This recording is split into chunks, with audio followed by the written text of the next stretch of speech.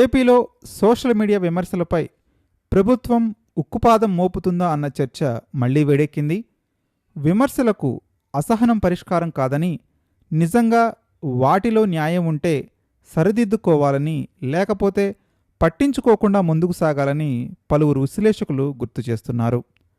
ప్రజలు మీడియా ప్రచారం కంటే తమ అనుభవాలను బట్టి నిర్ణయాలు తీసుకుంటారని, ప్రజల అనుభవం మరియు విమర్శ ఒకటే అయిన నేపథ్యంలో ఆ విమర్శను అణిచివేయడం మరింత ప్రతికూల ఫలితాలను తెస్తుందని విశ్లేషకులు చెప్పుకొస్తున్నారు.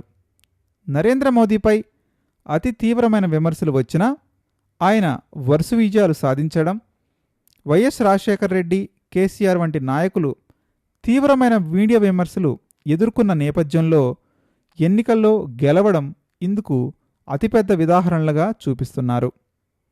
గతంలో నేదురుమల్లి జనార్దన్ రెడ్డి నుంచి చంద్రబాబు నాయుడు, వైఎస్ రాజశేఖర రెడ్డి, కేసీఆర్, నరేంద్ర మోదీ వరకు అనేక ప్రభుత్వాలను తీవ్రంగా ప్రజలు విమర్శించినప్పటికీ వారిపై ఏ రకమైన క్రిమినల్ కేసులు పెట్టాలని ఆలోచన ఎవరూ చేయలేదని ఈ మధ్య రాజకీయ ప్రసంగాలు చేసే ఒక విశ్లేషకుడు తన స్వీయ అనుభవాలను గుర్తు చేసుకున్నారు.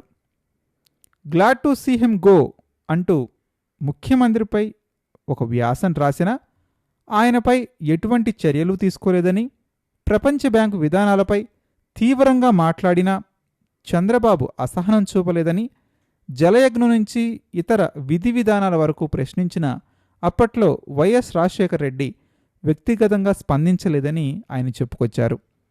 కేసీఆర్ పాలనలోనూ బీజేపీ పాలనలోనూ వారి వారి విధి విధానాలను 10 ఏళ్లకు పైగా అతి తీవ్రంగా విమర్శించినప్పటికీ మోదీ ప్రభుత్వం, కేసీఆర్ ప్రభుత్వం కేసులు పెట్టలేదని, మరీ ముఖ్యంగా జేపీ నడ్డా వంటి బీజేపీ నేతలు వ్యక్తిగతంగా మర్యాద కూడా చూపారని ఆయన చెప్పడం జరిగింది. ఇప్పుడు మాత్రం పరిస్థితి పూర్తిగా మారిపోయిందని, విమర్శలను వెంటనే రాజకీయ రంగులు పూయటం, విమర్శకులకు కండవాలు వేయటం, కేసులు పెట్టడం, ఇతర పార్టీలకు చెందిన వారిగా ముద్ర వేయటం ప్రమాదకర ధోరణి అని ఆయన ఆవేదన వ్యక్తం చేయడం జరిగింది. రేవంత్ రెడ్డి ప్రభుత్వాన్ని కూడా అనేక అంశాల్లో నేను విమర్శించానని ఆయన చెప్పుకొచ్చారు. అయినప్పటికీ వ్యక్తిగతంగా ఎలాంటి ఇబ్బందులు కలిగించలేదని, భిన్నాభిప్రాయాలను సహించగల రాజకీయ సంస్కృతి తగ్గిపోతుంది అనేటువంటి ఆందోళనను ఆ విశ్లేషకుడు చెప్పడం నిజంగానే ఆశ్చర్యాన్ని కలిగించింది. కౌటిల్యుని మాటలను ఉటంకిస్తూ చుట్టూ విమర్శకులను పెట్టుకున్న వాడే అలాంటి రాజే విజయవంతమవుతాడు తప్ప విమర్శలను దూరం పెట్టే రాజు ఎప్పటికీ విజయవంతం కాలేడు అనేటువంటి ఒక సందర్భపరమైనటువంటి విశేషాన్ని కూడా ఆయన చెప్పడం సంచలనం. ప్రస్తుతం కూటమి ప్రభుత్వానికి పూర్తి స్థాయిలో వ్యతిరేకత లేదని, ఎన్నికలు జరిగితే ఇప్పటికీ ఆధిపత్యం సాధించే అవకాశం ఉందని ఆయన అంచనా వేయడం కొసమెరుపు. అయినప్పటికీ కొత్త పెన్షన్లు రాకపోవటం, తల్లికి వందనం అమలు వంటి సమస్యలు, రేషన్ కార్డు ఇవ్వటంలో జాప్యం, రైతుల అసంతృప్తి, యువతలో ఉద్యోగావకాశాలపై నిరాశ వంటి అంశాలు గ్రామస్థాయిలో తీవ్రమైనటువంటి అసంతృప్తిని పెంచుతున్నాయని ఆయన చెప్పారు.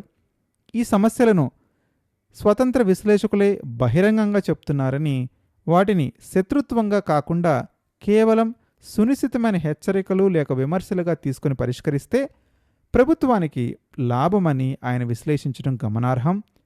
విమర్శలను అణచివేయటం వల్ల ప్రజల అసంతృప్తి తగ్గదని, ప్రజల సమస్యలను పరిష్కరించడం ద్వారానే ఏ పార్టీకైనా రాజకీయంగా లాభపడగలమని ఆయన స్పష్టం చేశారు. మరి ఆయన చెప్పినట్టుగా ఏపీ ప్రభుత్వం కొంత పెడధోరణులకు వెళ్తుందని మీరు భావిస్తున్నారా? లేక ఈ మధ్య ఏపీ ప్రభుత్వం తీసుకున్నటువంటి చర్యలను మీరు సమర్థిస్తారా? మర్చిపోకుండా కామెంట్ చేయడానికి ప్రయత్నించండి. మరిన్ని మంచి వీడియోల కోసం చూస్తూనే ఉండండి. నేను మీ కౌండిన్య.